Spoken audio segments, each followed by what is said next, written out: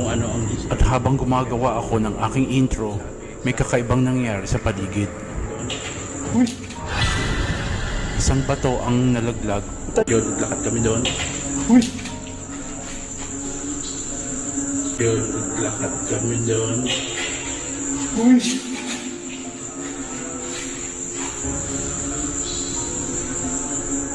Tingnan mabuti ang bintana sa ibabang bahagi ng gusali.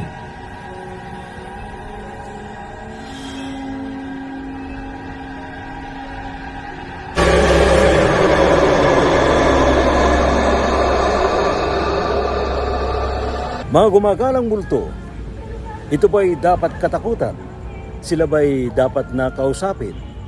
Sila ba'y dapat na harapin?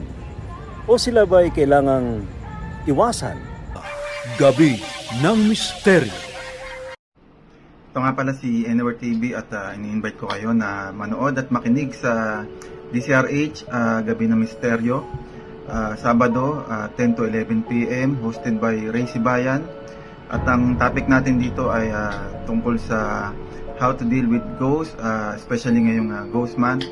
Sana makapanood kayo at supportan natin ang programang ito. Thank you so much and God bless.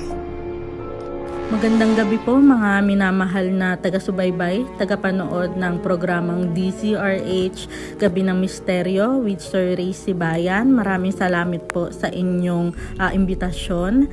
Ako po si Yuki at nandito ako upang makapagbahagi ng gabay, kaalaman pang espiritual tungkol sa ating topic for tonight.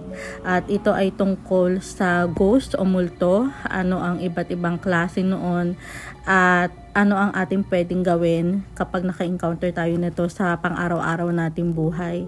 Ito pong aking ibabahagi sa lahat ay aking karanasan at naway marami po tayong matutunan ngayong gabi. Maraming salamat po at patuloy nating suportahan ang kanilang programa. Namaste. Namaste, isang mapagpalang araw po. Ako po ay nag-iimbita na panoorin nyo ang inyong Psychic Tito Boy Sabado sa Gabi ng Misteryo ni Ray T. Sibayan sa DCRH. Pag-usapan po natin ang tungkol sa mga ghost. Please support DCRH Gabi ng Misteryo. Kasama po ako mamayang gabi, 10 to 11 p.m. Paano? Kita-kits tayo mamaya.